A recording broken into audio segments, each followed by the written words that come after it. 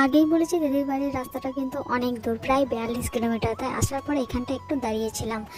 আর বাড়ি গিয়ে সবার প্রথম কাজ হচ্ছে এই যে আমার গাছটা। গাছটা যেহেতু আগের দিন ডালটা কাটা হয়েছিল, তো গাছটা একটু মরা মরা হয়ে গেছে, জানি না গাছটা আদৌ লাগবে কিনা। তো গাছটাকে আমি ভালো করে ধুয়ে নিয়েছি, তারপরে দিয়ে দিলাম একটু অ্যালোভেরা জেল। তারপর গাছটা আমি পুঁতে নেব।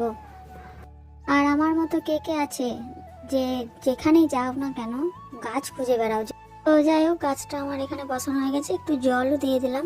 আর এখন আমি আবার স্নান টান করে চলে এসেছি উপরে। এইদিকে দেখো আমার চন্দ্রমল্লিকা গাছের কত কুড়ি এসেছে। আর এইদিকে দেখতে পাচ্ছ আমার দোপাটি ফুলগুলোর বীজগুলো আমি তুলে নিচ্ছি, যেহেতু শীতকাল পড়ে যাচ্ছে তাই এগুলো কিন্তু আর ফুল হবে না, তাই বীজগুলো তুলে নিচ্ছি। পরের বছর আবার এই ফুলগুলো লাগানো যাবে বীজগুলো থাকলে।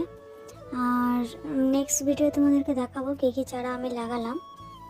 ততক্ষণ সবাই ভালো থাকো, চ্যানেলটা প্লিজ সাবস্ক্রাইব করে দিও। টাটা।